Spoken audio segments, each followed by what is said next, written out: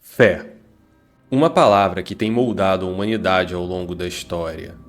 É sinônimo de confiança, crença e credibilidade. A fé é um sentimento poderoso, uma convicção profunda em algo ou alguém, mesmo sem evidências palpáveis para comprovar a sua veracidade. Mas quando algo tão poderoso é utilizado em benefício próprio, podemos nos questionar até onde vai a linha entre a fé genuína e a manipulação. Nesse documentário, mergulharemos em um tema controverso e intrigante: a hipnose nas igrejas. O meu nome é Sansão Seara, eu sou hipnotista e essa informação é crucial para você entender por que eu decidi explorar esse assunto. Em 2016 eu tive meu primeiro contato com hipnose e logo em seguida eu decidi aprofundar o meu conhecimento nessa habilidade incrível e me tornei um praticante da arte da hipnose de rua, gravando minhas sessões, compartilhando nas redes sociais. E em 2017 algo curioso aconteceu. Um homem me perguntou se era possível aprender hipnose, e como de costume, eu respondi que sim. Durante a nossa conversa, ele mencionou um dos meus vídeos nas redes sociais e questionou se os efeitos da hipnose poderiam ser permanentes. Eu expliquei que se tratava apenas de uma brincadeira, um momento passageiro, e que o efeito hipnótico iria desaparecer assim que a concentração fosse quebrada. Mas para esse homem em especial, isso era suficiente. Ele era um pastor de igreja e tinha planos de usar a hipnose para realizar performances espirituais e até mesmo simular milagres. Educadamente, eu neguei a proposta. Mas aquela não seria a última vez. À medida que a minha notoriedade no campo da hipnose aumentava, mais e mais propostas surgiam. E conforme a minha presença nas redes sociais aumentava, uma pergunta aparecia com cada vez mais frequência: a hipnose pode ser usada nas igrejas? Nesse documentário, exploraremos os limites éticos e morais dessa prática, o impacto social e abordaremos histórias de indivíduos que viram de perto essa controversa combinação entre hipnose e espiritualidade. Então prepare-se para entrar em um mundo onde a fé encontra a mente, onde as fronteiras entre a convicção genuína e a manipulação se tornam turvas e sombrias. Este é o documentário Hipnose nas Igrejas, entre a fé e a manipulação.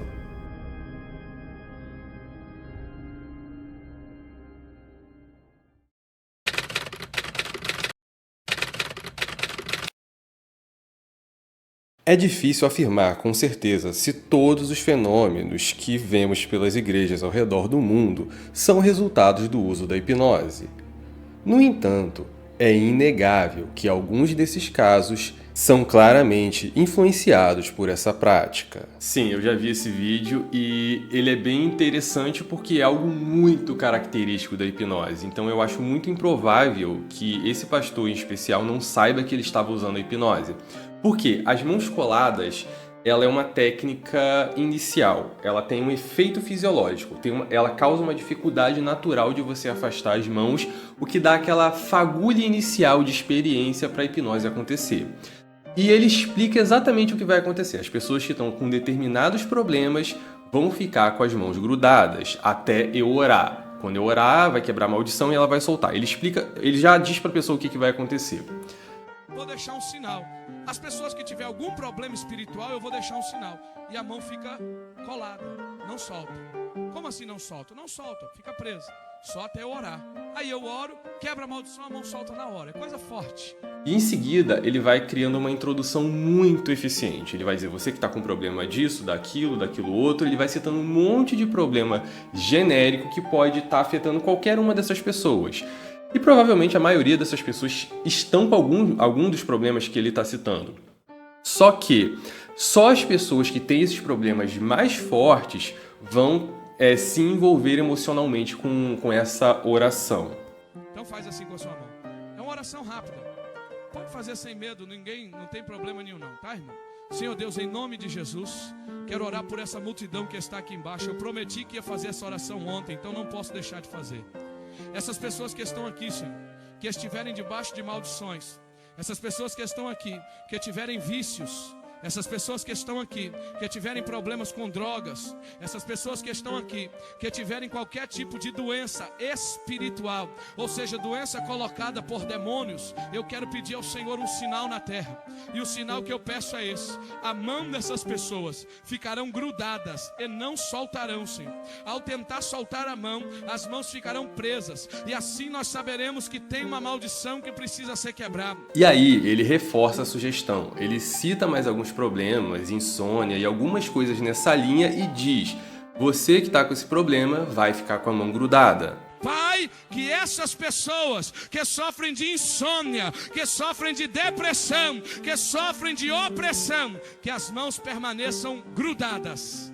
E por fim, ele faz ali a seleção das pessoas e diz: você que ficou com a mão grudada, você vai vir aqui que eu vou fazer uma oração para você e eu vou quebrar essa maldição que vai fazer a sua mão desgrudar. Ele poderia simplesmente, quando eu estalar o dedo, sua mão desgruda. E, bum, a mão desgrudou. Porém, ele ancorar isso em uma oração é algo muito mais interessante para ele nesse contexto. Agora você vai soltar a sua mão. Normal, solte. Aquela pessoa que ao soltar a mão não soltar, eu preciso fazer uma oração por você. Solta a mão, solta, solta, solta. Isso. Aquele que não conseguiu soltar, que a mão ficou presa, vem aqui à frente que eu quero orar por você. Vem, pode vir. Você que a mão ficou presa, vem na frente aqui que eu vou orar. Olha aí, ó. Vem, meu irmão. E nós vamos orar pelo povo da rádio também, que está nos ouvindo. Hoje me ligou um irmão lá da Bahia. Essa é uma técnica básica, até mesmo um iniciante na hipnose seria capaz de aplicar. Através desse truque, o pastor é capaz de criar a ilusão de mãos coladas, fazendo com que os fiéis acreditem em um verdadeiro milagre espiritual. Vamos ver um momento onde eu mesmo aplico essa sugestão em uma demonstração de hipnose de rua. Você vai perceber que conforme eu vou falando, essa cola vai secando. Ela vai secando cada vez mais rápido. Olha só para um ponto fixo que ela vai secando. Não porque eu quero, mas porque você pode e a sua mente é capaz de secar essa cola. Isso. Agora fecha os olhos. Fecha os olhos que você vai perceber que essa cola está totalmente seca. Tão seca que você não consegue afastar essa mão. Tão seca que você não consegue afastar. Fecha os olhos, tenta afastar e não consegue, porque ela está totalmente grudada. Quanto mais força faz, mais grudada ela fica. Tenta afastar e não consegue. Muito difícil, ó. Muito difícil, muito difícil. Quando eu bater a palma agora, a cola vai sumir. Sumiu. E você consegue afastar as mãos normalmente. E agora você vai... A semelhança entre as duas técnicas é inegável. E utilizando essa abordagem, é possível unir a sugestão hipnótica com a exploração das necessidades e desejos individuais, o que pode gerar uma sensação de alívio e esperança nos fiéis. Eles se sentem compreendidos e acreditam que estão sendo tocados por algo superior. Mas será que a igreja fornece um contexto favorável para que as sugestões hipnóticas aconteçam? E muito, o cenário ele é propenso, né? Ele é favorável, vamos dizer assim, ele é favorável para que as sugestões elas funcionem. Até você entra na conformidade, né? Todo mundo está funcionando com todo mundo, sempre funciona. Então, se não funciona com você hoje, provavelmente daqui a pouco vai funcionar, porque você vai aprendendo a se comportar daquela forma ali, conforme o grupo social responde. As pessoas vão na igreja acreditando que aquele ambiente é divino, é propício ao milagre. Então a pessoa já entra, vamos dizer assim, né, em hipnose. Se a gente fosse entrar no contexto ali, né, o que é o transe? No entanto, é importante destacar que esses momentos de aparente milagre podem ter efeitos significativos nas pessoas. À medida que eles testemunham essas supostas manifestações espirituais, podem desenvolver uma confiança cada vez maior no líder religioso, abrindo espaço para uma manipulação ainda mais profunda. Dentro da igreja, o pastor é considerado a figura de autoridade máxima. Ele possui a confiança e a atenção cativa de todos ali presentes, o que é crucial para que a hipnose aconteça. Durante as minhas experiências na hipnose de rua, hipnotizando pessoas aleatórias, pude observar que a maioria delas é suscetível à hipnose em algum nível. Agora imagine o seguinte cenário. Você coloca 200 pessoas em um auditório e você tem um pastor, uma figura de autoridade em quem elas confiam, proferindo sugestões hipnóticas. Eu posso afirmar que é estatisticamente impossível que essa sugestão não funcione com várias dessas pessoas. Esse poder de influência, aliado à fé e à devoção dos fiéis, cria um ambiente altamente propício à hipnose, mesmo que as pessoas não saibam que se trata de hipnose. Que tipo de experiências podem ser conduzidas com a hipnose no contexto das igrejas? Bom, todo tipo de experiência que eu já vi dentro desse contexto pode ser replicada com a hipnose. Claro que eu não sou um frequentador de igreja, então eu não tenho uma vivência muito profunda dentro dessa realidade. Mas, basicamente, tudo que eu já vi ali, você poderia fazer com a hipnose tranquilamente. Inclusive, tem situações onde as pessoas pulam, onde as pessoas falam em línguas, onde elas se sentem energizadas. Elas entram de um jeito e saem dizendo que estão muito melhores depois que elas passaram por aquelas experiências. Esse tipo de fala é muito comum de você ver durante sessões de hipnose. Buscando entender melhor os fenômenos espirituais que ocorrem em algumas igrejas, decidi conversar com alguém que vivenciou essas experiências de perto, um hipnólogo que frequentou a igreja por muitos anos, trazendo consigo um conhecimento valioso sobre os dois lados da moeda. Nasci e fui criado dentro da igreja. Desde pequenininho, mãe me levava para a igreja. Toquei 9 anos dentro da igreja protestante, da igreja evangélica. Vou te mostrar como é que a hipnose ela funciona dentro da igreja, Sansão. Primeiramente, na igreja a gente tem a figura de autoridade, que é quem? O líder religioso que está ali na frente.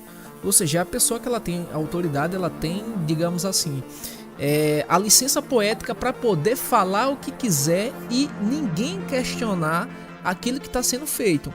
Então, uma visão que é passada muito para os fiéis é que eu não posso criticar, eu não posso questionar aquilo que está sendo feito. Então, veja, na hipnose de rua, de palco, né, para hipnotizar alguém a gente precisa ter autoridade. Na igreja tem quem? A autoridade, né, da pessoa que está ali na frente ministrando. E quem a gente invoca? A autoridade máxima é Deus. Então, mais um motivo para você não questionar aquilo que está acontecendo ali. Não questionar. Esse é o segredo. As pessoas são ensinadas a nunca questionar a autoridade do pastor. Após essa conversa, as peças se encaixaram e tudo ficou mais claro. E podemos entender o porquê a hipnose acontece de forma tão intensa nas igrejas.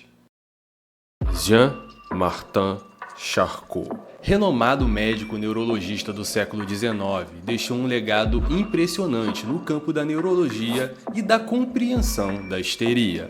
Sua pesquisa minuciosa sobre os sintomas e manifestações da histeria.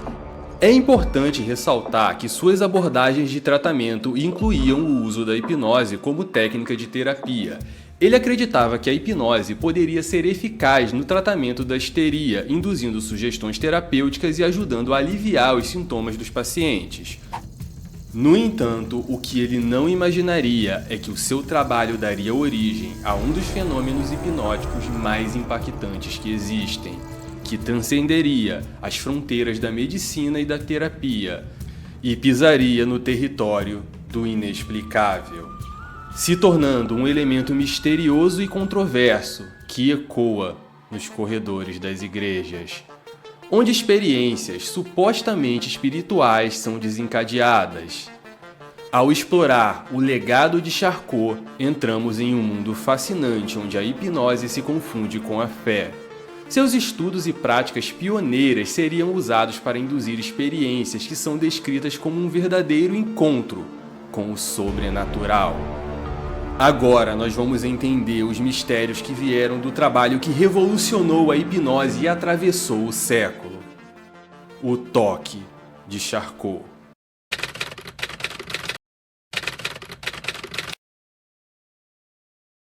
O toque de Charcot. Com certeza essa é a cereja do bolo quando a gente fala sobre hipnose na igreja. É uma técnica bem interessante e basicamente ela acontece dessa forma. O hipnotista faz algumas induções ali, aplica algumas sugestões, em algum momento ele empurra a pessoa pela testa e ela cai para trás. Acredita-se que esse toque possa desencadear sensações físicas e emocionais intensas nos indivíduos, levando-os a experimentar uma sensação de cura espiritual e conexão divina, ou até mesmo manifestações físicas como quedas repentinas ou tremores. No entanto, é importante ressaltar que a interpretação dessas experiências pode variar.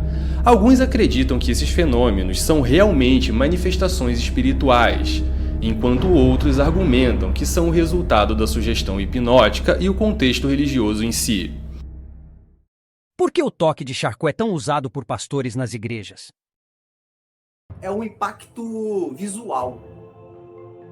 É quando você vê aquilo acontecendo, você fala, caramba, é poderoso.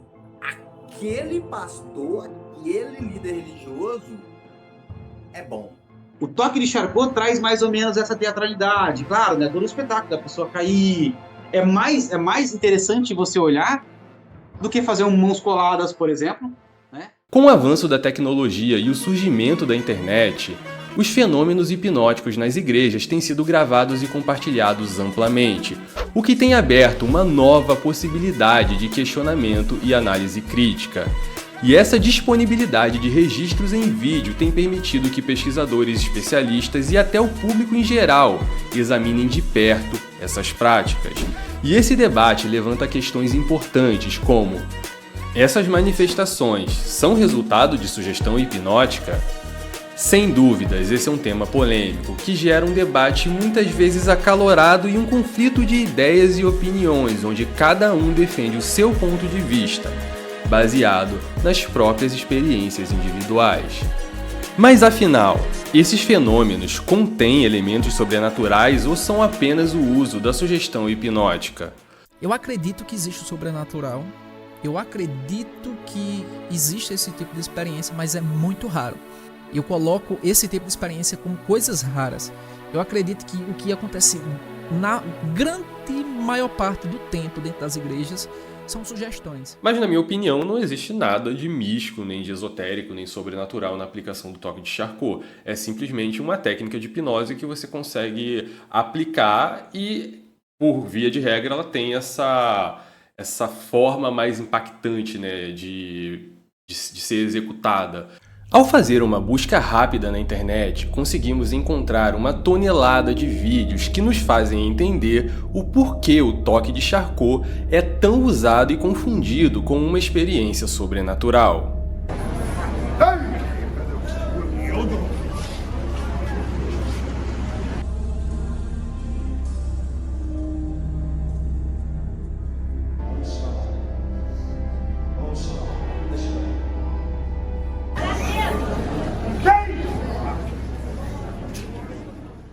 Como vimos, essa é uma técnica que possui um impacto muito forte, tanto para quem recebe quanto para quem está assistindo.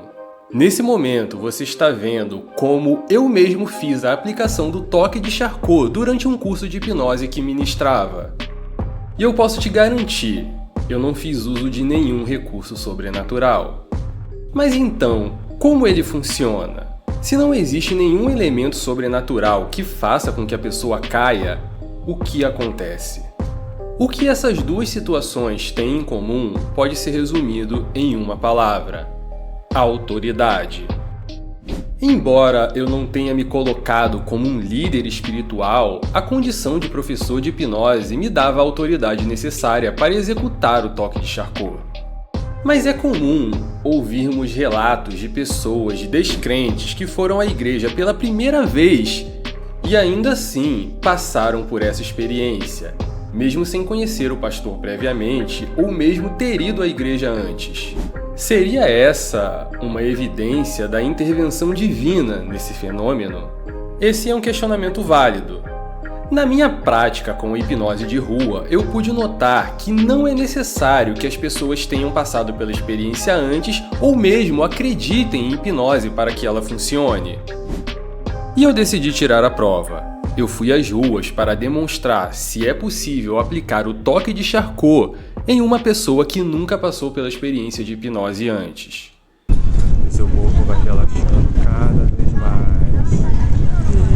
Isso, respira, você se sentindo muito bem.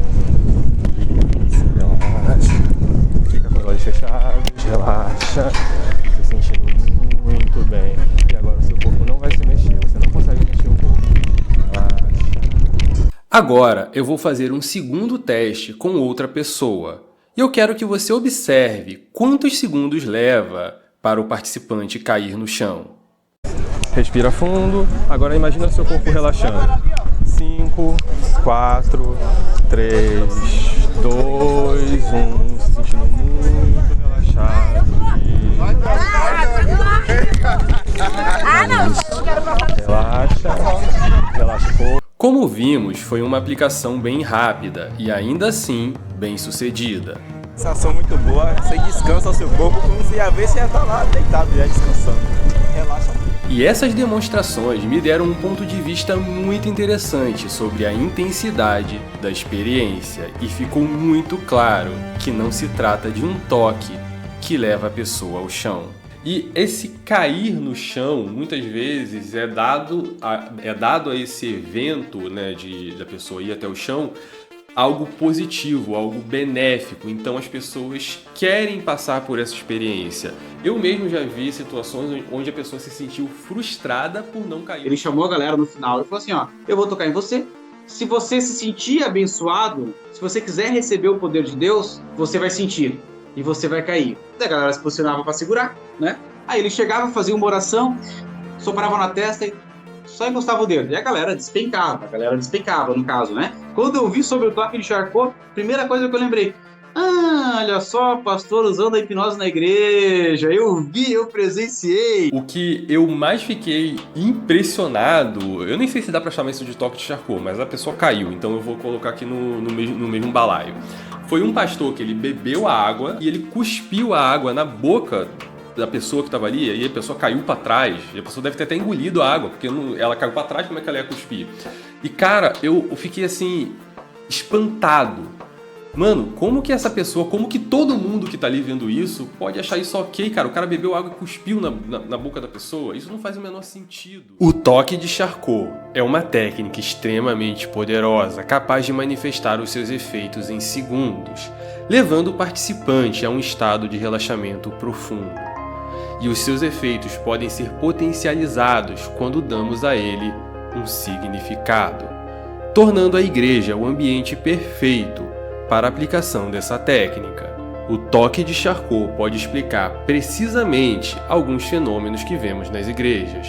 Mas a nossa jornada ainda está longe do fim. Nós vamos ainda mais fundo para entender como funciona a hipnose nas igrejas. Milagres. Uma palavra que ressoa com esperança em transcendência, ecoando pelos corredores da fé e alimentando a crença em um poder superior capaz de intervir na ordem natural das coisas. Mas será que esses momentos são realmente toques divinos ou uma combinação profana entre hipnose e exploração? Agora entraremos em um cenário onde milagres e mentiras caminham lado a lado em uma linha nebulosa. Os supostos milagres nas igrejas transformam o impossível em realidade. Curas inexplicáveis, pessoas abandonando vícios enraizados em questão de minutos após uma oração fervorosa. Seria possível, através da hipnose, induzir experiências que desafiam os limites do entendimento humano. Poderia a sugestão hipnótica criar uma ilusão tão vívida que até mesmo a mente mais cética seria enganada? Enquanto nos aprofundamos nesse mundo, somos levados a questionar o que reside por trás do fenômeno mais importante e sagrado da religião, os milagres. E eu espero que você esteja preparado, pois nós vamos desvendar os segredos ocultos por trás das cortinas do extraordinário. Explorar a sutil conexão entre a sugestão hipnótica e a fervorosa atmosfera da fé, que levam a mudanças que desafiam as regras da natureza. À medida que seguimos nessa jornada, nos confrontamos com uma pergunta fundamental. Estamos testemunhando a intervenção divina ou apenas o resultado da habilidade de um mentiroso.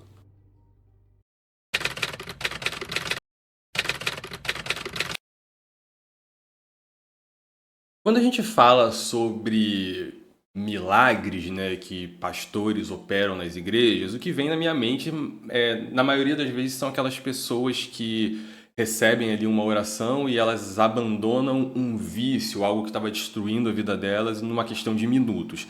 É muito fácil encontrar demonstrações de pessoas que supostamente abandonaram um vício após uma sessão na igreja. E esse resultado é atribuído à ação direta de Deus. Um espetáculo que enche o coração dos fiéis com uma certeza inabalável de que presenciaram um verdadeiro milagre. Vamos analisar a reação de uma pessoa que passou por essa experiência. Cidinho. O que é isso? Cerveja, né? Sente o cheiro? Na hora.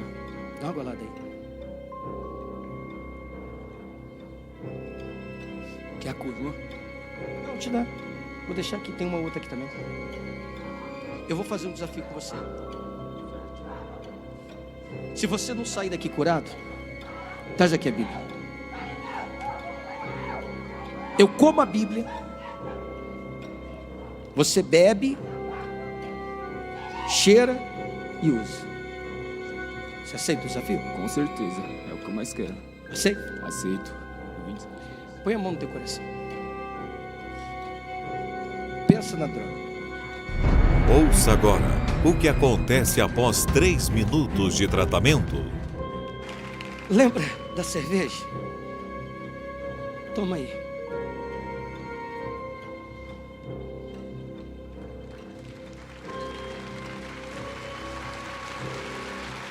O vício pode ser um problema devastador que destrói a vida e a família dos que sofrem desse mal. E quando vemos algo tão enraizado ser destruído dessa forma, é normal acreditarmos que se trata de um toque do sobrenatural. Mas seria possível reproduzir esse efeito usando a hipnose? Eu decidi tirar a prova e fui às ruas com a intenção de fazer uma pessoa deixar de consumir uma substância em poucos minutos. Pega ali. Tenta beber isso. O que você está sentindo quando você chega perto daquilo ali? Nojo. E você já bebeu antes, mas agora você não consegue beber nunca mais. Não. Cheira aí o álcool. Tenta beber isso daí. Você consegue beber? Não consegue, né? É ruim demais álcool, né? Você consegue beber álcool? Não. Autorize. Você consegue beber isso agora? Não. Não? Pode?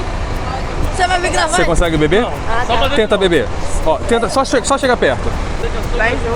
Você não consegue beber? Não. Como vimos, o resultado é bem parecido, mas com certeza não é definitivo. Assim que a concentração do participante acabou, ele voltou a consumir o álcool normalmente.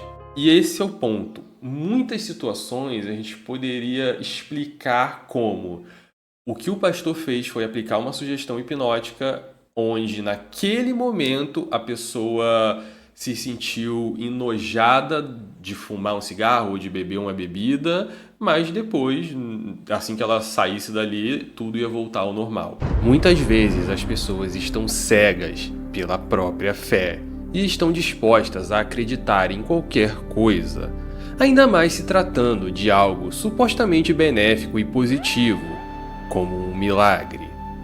A ideia da intervenção de uma força externa que resolve instantaneamente qualquer problema, doença ou dificuldade, como um vício, é realmente muito atrativa.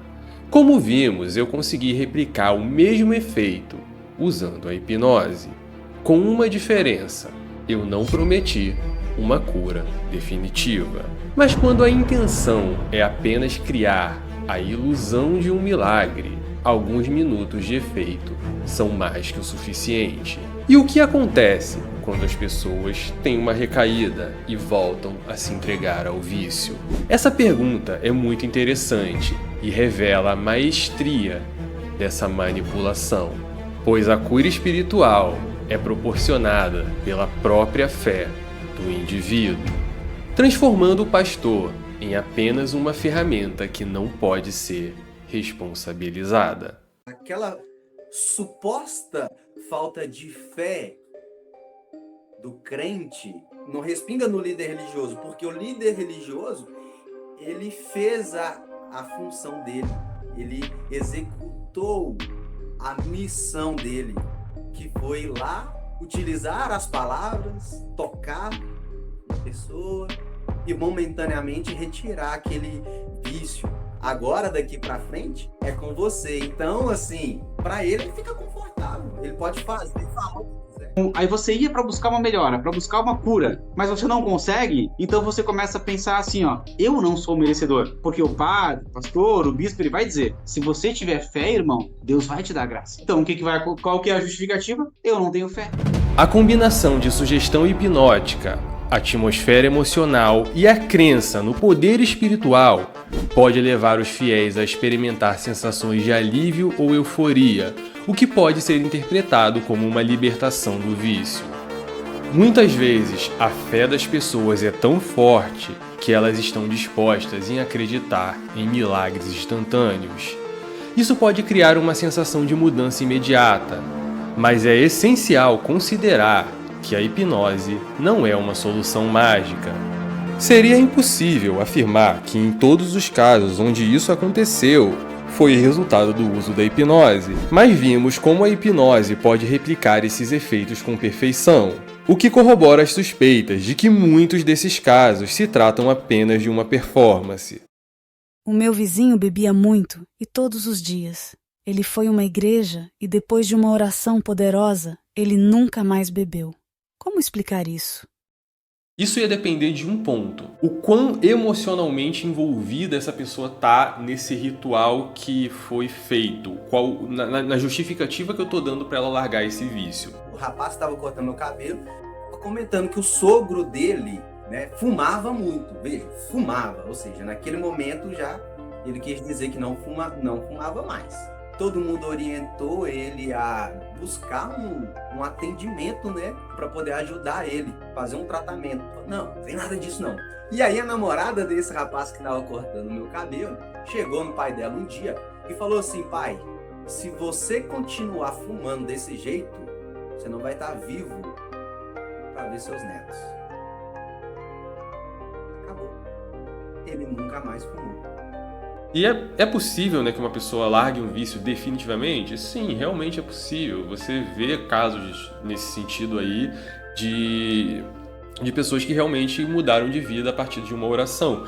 Mas, sinceramente, eu não acredito que isso seja a regra. Eu acho que na maioria das vezes isso é a exceção. E o que me preocupa é a pessoa ficar martelando nisso. Não, eu larguei o vício aqui por uma semana e depois eu voltei, então eu vou na igreja de novo, vou fazer uma oração, e aí ela fica mais 3 dias sem usar seja lá o que for, e depois ela recaia de novo e ela fique levando a vida dessa forma, sendo que o caminho mais correto e mais efetivo seria ela buscar ajuda, uma terapia, um centro de reabilitação ou algo nesse sentido.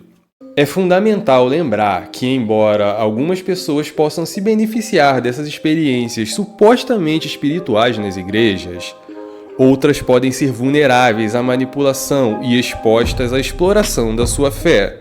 Precisamos sempre ter o discernimento e senso crítico para questionar qualquer situação. Prepare-se, pois entraremos em um território enigmático e aterrorizante, onde líderes religiosos e supostos seres malignos protagonizam um verdadeiro confronto entre o bem e o mal. A crença em seres malignos que podem subjugar a mente e o corpo acompanha a humanidade ao longo dos séculos. As histórias sobre possessões demoníacas cruzam as fronteiras de culturas e religiões, gerando uma mistura de fascínio e terror. Agora vamos mergulhar nas profundezas do medo e entender esse fenômeno intrigante. As possessões demoníacas são realmente uma manifestação do mal ou apenas uma reação induzida pelo uso da hipnose? Compreender onde está a linha entre a sugestão e o suposto sobrenatural é a chave para desvendar o segredo por trás do inacreditável. Ao explorar a conexão entre o poder da mente e a fé, lançamos luz a uma das questões mais controversas e temidas no âmbito da espiritualidade. Agora embarcaremos em uma jornada para confrontar o desconhecido, pisando no território do mal absoluto. Vamos abrir a caixa de Pandora e descobrir o que está do outro lado da escuridão.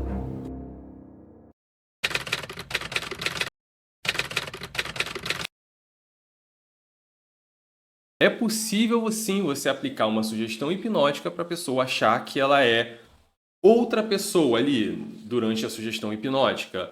Então, seria possível, sim, você aplicar uma sugestão hipnótica para a pessoa achar que ela é o demônio, ou que quem está falando no lugar dela ali é o demônio naquele momento. Existe um acervo muito grande de vídeos que retratam algum tipo de possessão nas igrejas. Muitas vezes são vídeos bem impactantes que causam espanto na maioria das pessoas que estão assistindo, ao mesmo tempo que se torna algo cotidiano entre os membros mais assíduos. É comum que o participante afetado haja como se não tivesse controle do próprio corpo. Rolar no chão de forma desordenada é um sintoma comum desse tipo de fenômeno. Tanto que no passado crises convulsivas eram constantemente confundidas com possessões demoníacas. Agora vamos observar o exato momento onde uma suposta possessão demoníaca se manifesta. Ó. Aí, ó. Ó, Legião. Olha. Aí, ó. Aí, ó. Olha o olho da menina. Olha aqui, ó.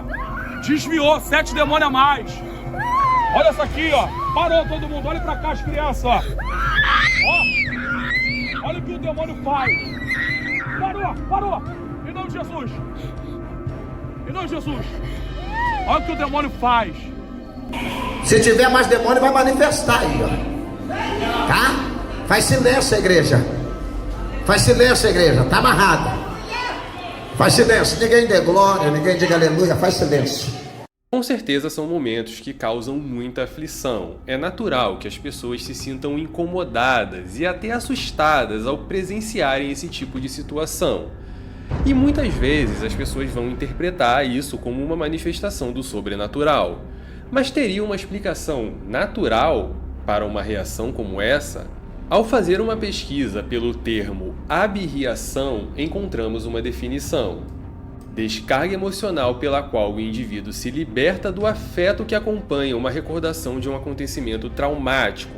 Pode ser provocado, por exemplo, por hipnose, ou ocorrer de forma espontânea no decorrer do processo psicoterápico. Essa é uma definição bem resumida, mas ela pode nos ajudar a entender uma possível explicação. Agora vamos observar a manifestação do sintoma de uma abirriação durante uma sessão de hipnose.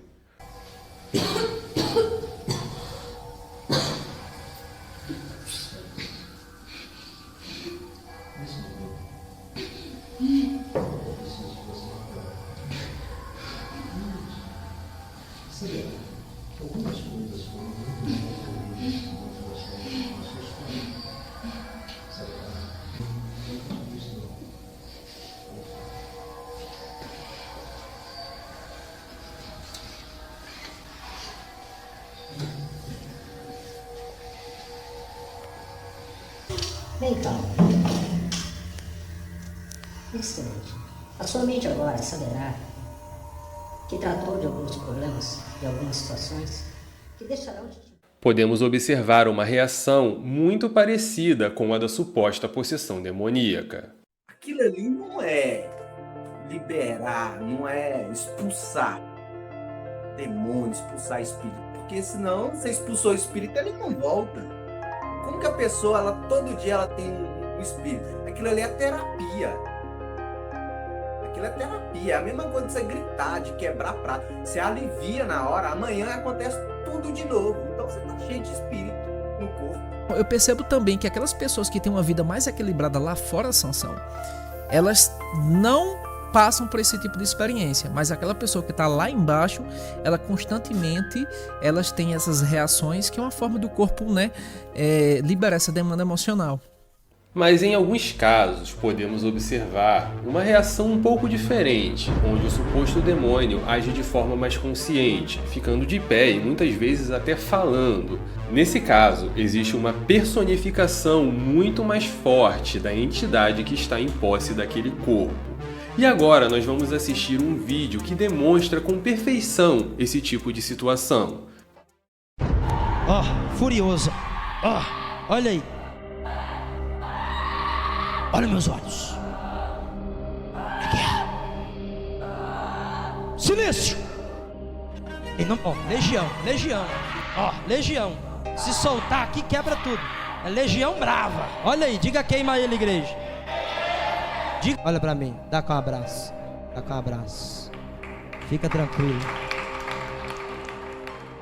Mas para entender como isso aconteceu, precisamos analisar esse vídeo com mais atenção.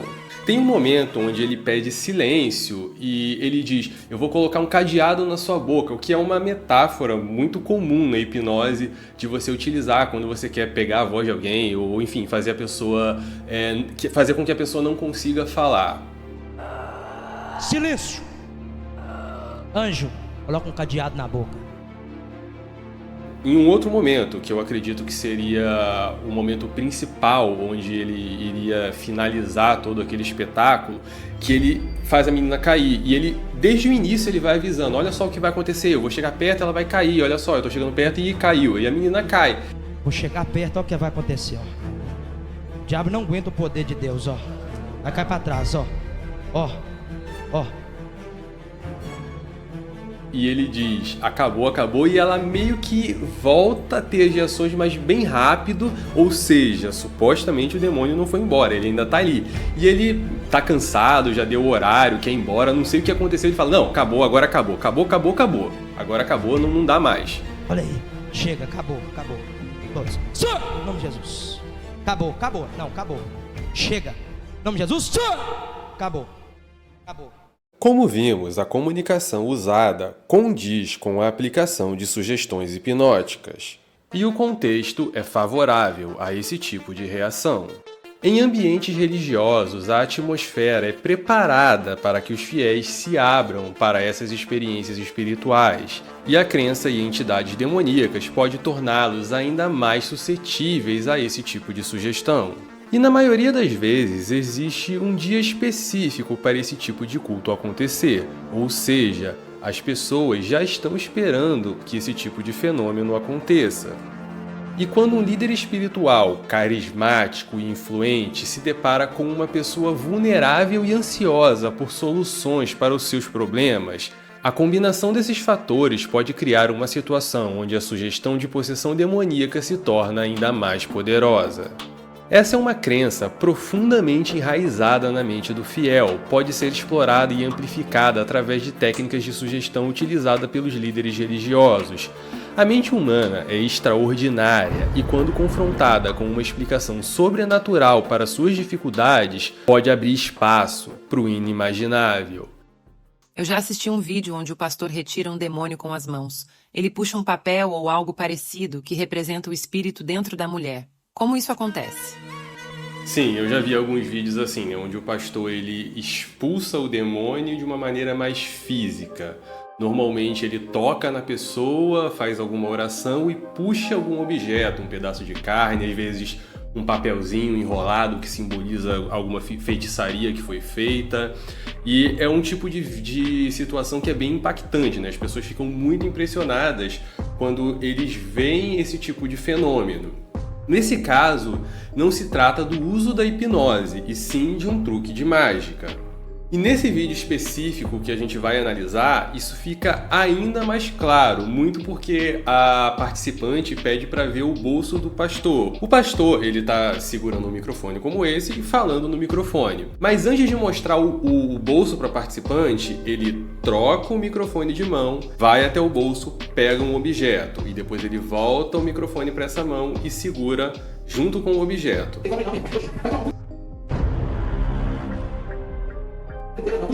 E o que acontece? Antes dele iniciar o procedimento, de fazer ali a oração e tocar na barriga da mulher, O que ele faz? Ele troca o microfone de mão novamente e segura o objeto nessa mão. E aí ele toca na barriga dela junto com o objeto.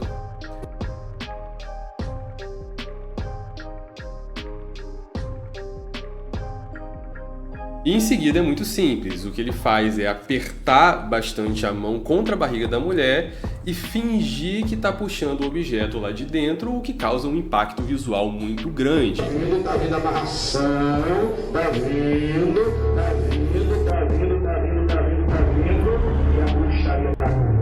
E ele diz que ele acabou de tirar algum feitiço que foi feito para ela, ou um demônio, alguma coisa nesse sentido. E esse tipo de performance é muito comum e você consegue encontrar diversos vídeos que relatam esse tipo de enganação. Porque nesse caso aqui não tem para onde você levar, porque no caso da hipnose, em algumas situações você pode partir do princípio que o pastor aprendeu a fazer dessa forma e ele não sabe que está usando hipnose. Mas aqui é um truque de mágica e ele precisou aprender a fazer isso e ele faz com o objetivo de enganar. Nesse caso aqui, ele é um mentiroso declarado. Em meio a todas essas inquietações, é crucial considerar a responsabilidade dos líderes religiosos, pois as possessões são fenômenos muito impactantes e podem gerar traumas violentos nos participantes e deixá-los cada vez mais vulneráveis a uma manipulação ainda mais profunda. É importante questionar e garantir que haja uma busca por paz espiritual através de experiências genuínas e não fundamentadas em ilusões criadas por sugestões hipnóticas. Mas a nossa busca pela verdade ainda não acabou. Vamos desvendar todos os mistérios da hipnose nas igrejas. Agora entraremos em um mundo onde a conexão entre o poder divino e a mente humana se encontram, e entender o que acontece quando um suposto profeta fala diretamente com Deus. As revelações proclamadas por líderes religiosos são uma janela intrigante para o desconhecido, oferecendo um vislumbre das verdades mais profundas e ocultas. Nesse espaço, onde o divino e o terreno se entrelaçam, emerge uma pergunta. Seriam essas revelações fruto de um contato genuíno com uma entidade divina? Ou apenas a comunicação habilmente construída por meio de truques psicológicos? Ao explorarmos essa complexa façanha, testemunhamos um confronto perigoso entre a manipulação e espiritualidade, convencendo até a mente mais cética da possibilidade de um acesso inexplicável a informações por meio do sobrenatural. A promessa de acesso ao conhecimento oculto exerce uma influência poderosa sobre os fiéis, levantando questões sobre a profunda relação entre esse suposto dom divino e as técnicas de manipulação. É aqui que embarcaremos nessa jornada de descoberta. Ao puxarmos as cortinas, revelaremos as verdades ocultas nos bastidores da fé. Desvendaremos os mecanismos desse espetáculo intrincado, tecido na delicada linha que separa a crença genuína e a enganação.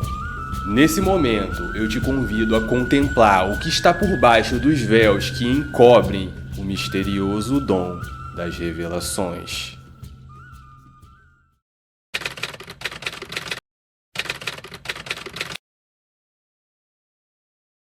Se você observar com um olhar um pouquinho mais crítico, você vai ver que as coisas que eles estão dizendo não são específicas, elas são muito genéricas. Eles falam situações cotidianas que poderiam estar acontecendo com a maioria das pessoas e provavelmente está acontecendo com a maioria das pessoas. Aí a gente entra no campo da leitura fria, que é falar coisas de forma genéricas que vão funcionar para todo mundo, né? Porque a pessoa, ela escuta.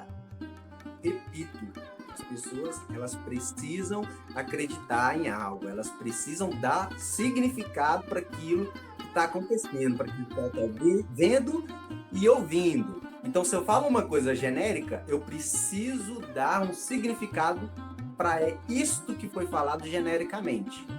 Como eu já estou no contexto religioso, é muito possível que eu dê um significado religioso e falo, putz, aquele líder religioso está falando para mim. É muito comum essa sensação de estar dentro da igreja e falar, nossa, Parecia que ele tava falando aquilo ali pra mim, velho. Parecia que ele tava falando pra mim, porque não tem base. Para falar sobre as revelações, precisamos entender o efeito Forer, que recebeu esse nome em homenagem ao psicólogo Bertrand R. Forer, que o descreveu pela primeira vez em um estudo em 1948. Forer realizou um experimento com seus alunos, no qual lhes deu um teste de personalidade. Após os alunos completarem o teste, Forer apresentou a cada um deles uma descrição de sua personalidade, que ele alegou ser baseada nos resultados do teste. Em seguida, ele pediu para os alunos avaliarem o quão preciso o teste foi na descrição da personalidade do aluno com a nota que ia de 0 a 5. Em média, o teste recebeu a nota de 4,26, que é uma nota muito alta. Ou seja, os alunos consideraram o resultado muito preciso. No entanto, o truque do experimento é que todas as descrições de personalidades eram idênticas e genéricas, aplicáveis a uma ampla gama de pessoas. Forer incluiu afirmações como: você tem necessidade de ser reconhecido como uma pessoa importante e, às vezes, você é extrovertido, afável e sociável, mas outras vezes você é introvertido, reservado e tímido. Apesar da natureza vaga e ambígua das declarações, os alunos geralmente consideravam suas descrições como altamente precisas e pessoais. O experimento de Forer demonstrou como as pessoas estão propensas a aceitar declarações gerais como específicas para elas, buscando validação pessoal e identificação. Esse efeito tem sido amplamente utilizado para exemplificar por que as pessoas são facilmente atraídas por horóscopos, análises de personalidades e outras formas de leitura que parecem ser personalizadas, mas na verdade são formuladas de maneira ampla o suficiente para se aplicarem a muitos indivíduos diferentes. O efeito Forer está intimamente relacionado à leitura fria. Ambos os conceitos envolvem técnicas usadas por charlatões, como astrólogos, médiuns, pastores e outros, para dar a impressão de que têm informações pessoais e específicas sobre um indivíduo, quando na verdade estão fazendo afirmações gerais e vagas, que podem se aplicar a muitas pessoas. Em alguns casos, eu já vi eles dizendo coisas específicas, como nomes e datas. Como isso acontece? Em outros casos, você pode ter a informação e a pessoa não sabe que você tem essa informação. Você pode conseguir informações como nomes, relacionamentos anteriores, relacionamentos atuais, nome da avó, nome do cachorro. Enfim, você consegue essas informações e a pessoa não sabe que você sabe daquilo. E quando você faz ali a sua performance, você usa essas informações e a pessoa vai ficar completamente impressionada. Ela vai falar, cara, não tem como ele saber disso. Impossível. Como ele descobriu isso? Ao explorar o contraponto à leitura fria, vamos analisar o fenômeno da leitura quente. Enquanto a leitura fria envolve afirmações vagas que se aplicam a muitas pessoas, a leitura quente adota uma abordagem mais direta e específica.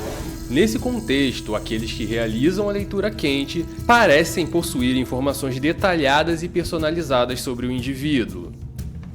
Essas informações podem ser obtidas por meio de pesquisa prévia nas redes sociais ou sites especializados, ou mesmo por meio de uma observação atenta e até interações discretas antes da sessão de leitura. Diferentemente da leitura fria, a leitura quente busca oferecer revelações que se conectam profundamente com a vida do indivíduo. Essa técnica é muitas vezes usada por líderes religiosos e pregadores para criar um senso de proximidade divina e confiança com os fiéis. Vamos observar um exemplo onde o pastor usa a leitura quente com informações tiradas das redes sociais para dar a impressão de que ele obtém as informações por meios sobrenaturais. Um anjo hoje está saindo daqui, olhe para mim, não tire os olhos de mim. Um anjo está saindo daqui hoje para uma batalha, uma guerra. E ele está indo guerrear numa guerra tão forte que fora iniciada no ano de 72. Ano de 72. Eu estou entendendo. No mês de janeiro, no dia 15. Essa data tem alguma coisa a ver com sua mãe? Meu Deus. Eu estou entendendo. Sua mãe tem ligação com alguém por nome de Sara? Tem, não tem? Sua irmã? É? Eu estou entendendo. Porque Deus disse que a bênção é completa hoje. Revidaios. Estenda as mãos para cá. Aleluia. Eu estou entendendo. Existe alguma pessoa aqui ligada a alguém por nome de Marcos Lobo? Sim ou não? Você é Marcos Lobo? Você tem alguma coisa a ver com a profissão? Levante as duas mãos assim. Com a profissão de gerente comercial, tem alguma coisa a ver? Não tem? Deus disse que vai te prosperar nessa área. Como vimos, a leitura quente pode ser realizada de maneira manipulativa, aproveitando-se das vulnerabilidades emocionais das pessoas. Em muitos casos, essas técnicas são utilizadas por mágicos e mentalistas para oferecer espetáculos completamente inofensivos. No entanto, quando explorada de maneira enganosa, ela pode resultar em uma falsa sensação de conexão e conhecimento. Teve uma vez que uma senhora, ela chegou pra mim, eu tava tocando bateria na igreja no tempo que eu tava tocando bateria. Ela se levantou, eu nunca tinha visto essa mulher na minha vida. E assim, não era num tempo onde a gente tinha essas redes sociais assim abertamente para ela consultar, e mais pelo ser uma senhora e digo, não, essa senhora não vai estar procurando informação minha. E ela chegou e falou uma coisa muito específica. Tipo assim, olha, não tem aquela coisa ali que tu escreveu. A hipnose como uma ferramenta de comunicação, ou seja, um hipnotista, por via de regra, é um comunicador muito bom. Ele acaba adquirindo esse tipo de habilidade, né, de observação, de saber ouvir as pessoas. Muitas vezes você consegue analisar a postura da pessoa para saber se ela está triste, se ela está mais animada, se ela está te questionando, se ela é desafiadora. Você vai conseguindo observar a linguagem corporal da pessoa e isso por si só já te dá muitas informações sobre o que está acontecendo ali e você consegue utilizar essas informações para o benefício daquilo que você quer que aconteça. Técnicas como a leitura fria nos permitem manipular a percepção da realidade sobre afirmações genéricas, fazendo com que elas pareçam específicas e pessoais. E a habilidade de obter informações de forma sutil nos possibilita oferecer informações realmente pessoais e impactantes, como é o caso da leitura quente. Mas nem sempre os aventureiros dominam essas habilidades, como podemos ver no vídeo a seguir. Eu vi a pessoa chorando em cima do corpo do Senhor, perguntando a Deus o porquê. Mas Deus falou, filho, diga pra ele que eu tô riscando o nome do Sebastião de dentro do hospital aqui hoje. Quem é Sebastião? Quem é Sebastião? Algum homem, né? Ah? Algum homem, você... Vem aqui. Posso falar mais, gente? Posso falar mais, gente? Nesse caso, a leitura do pastor deu completamente errado e o homem não fazia ideia do que ele estava falando. Quando a gente fala sobre revelações, sempre vem uma data na minha mente. 31 de fevereiro. Nós estamos em que mês? Setembro. No dia 31 de fevereiro, Deus falou pra mim assim, olha que o diabo apresentou na vida dela como falência. Vem cá, Eric. Pai do Senhor, tudo bem? Como é que você disse que pra mulher que tinha uma revelação pra ela que no dia 31 de fevereiro aconteceu determinada coisa? Dia 31 de fevereiro não existe não, cara, nem no ano bissexto. Eu ia falar 30 de fevereiro, varão. Ainda que você falasse 30 de fevereiro, você estaria errado. Não existe 30 de fevereiro, não existe 31 de fevereiro. O mês de fevereiro só vai até o dia 29 e isso no ano bissexto. Te peço pelo amor de Deus, entendeu? Tira esse vídeo por gentileza. Você gravou ele ali, eu tirei. A revelação em si, ela bateu toda. Só a data que eu tentei ali, entendeu? Falei, a data saiu errada, meu amigo. O que me impressionou nesse caso não foi o fato de ele não saber que fevereiro tem 28 dias. Foi o azar. Ele tinha 365 datas para ele chutar. Ele poderia ter dito 12 de janeiro, 28 de março, 15 de abril, 15 de novembro, mas ele falou 31 de fevereiro, praticamente a única data que não existe. Assim como a leitura fria, a leitura quente destaca a importância da consciência crítica por parte das pessoas.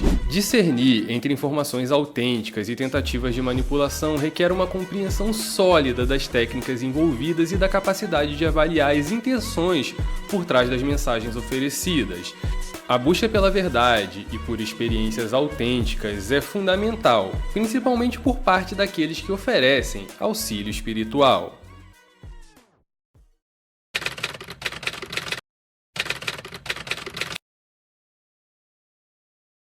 Com certeza existem incentivos financeiros para tudo isso acontecer. Um pastor ele tem incentivos financeiros para fazer todas essas performances.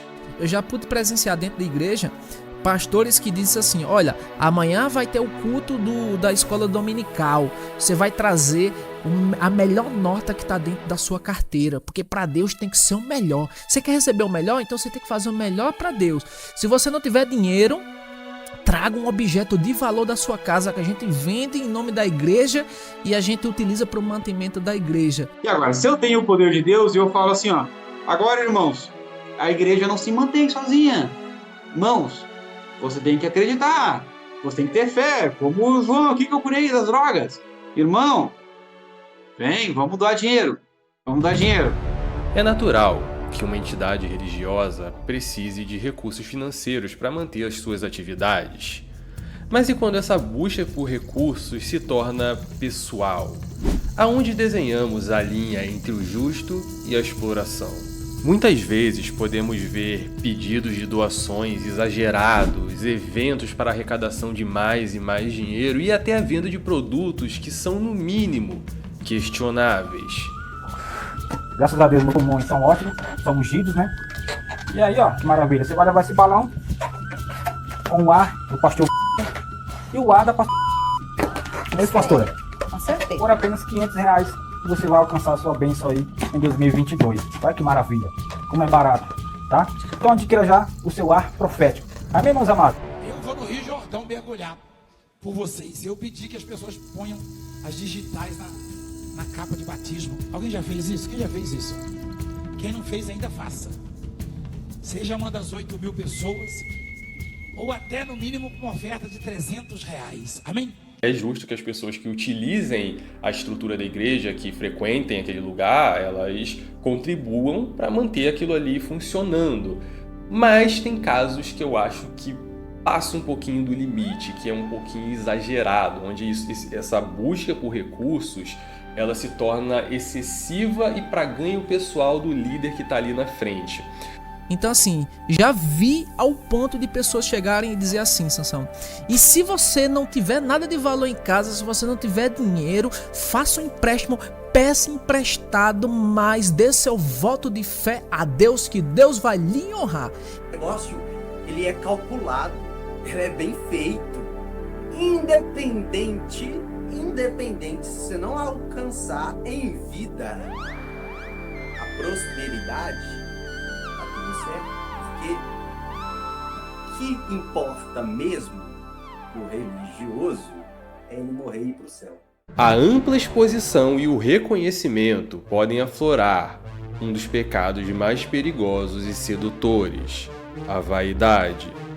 À medida que os indivíduos se veem envolvidos nesse sucesso regado de recompensas materiais, eles precisam criar performances cada vez mais impactantes. E essa busca por atenção incessante muitas vezes leva à explosão de seguidores nas redes sociais. E todo esse reconhecimento digital pode transformar simples líderes religiosos em verdadeiras celebridades, dando a eles um protagonismo indevido que desvia da verdadeira função da orientação espiritual, o que muitas vezes leva as pessoas a questionarem as suas verdadeiras intenções. O que você acha desses pastores que usam a influência que têm sobre as pessoas para ganhar dinheiro e enriquecer? Essa é a profissão dele, roubar, mentir. Porque esse líder religioso, ele é ladrão e ele é mentiroso. Essa é a profissão dele. Isso é o que ele faz. Tem até aquela pastora, né, que é bem jovem, a Eu não estou aqui afirmando nada sobre ela, mas ela é uma pastora muito bem sucedida. Ela é alguém que você pode ver matérias dizendo que ela ganha mais de 200 mil reais por mês. Por outro lado, a gente tem que reconhecer a questão social das igrejas, né?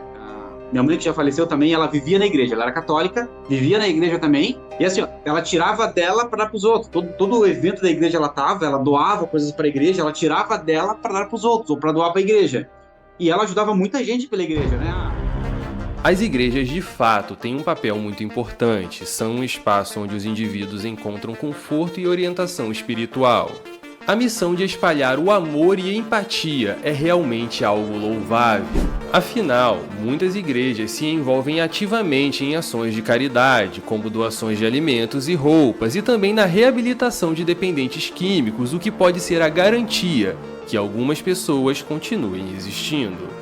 Mas é decepcionante ver que, em meio a toda essa nobreza, existem pessoas que utilizam essa estrutura para satisfazer os seus desejos pessoais. E a reflexão que eu acho que isso traz pra gente é que a gente sempre precisa questionar. Questiona a postura daquela pessoa que você está seguindo.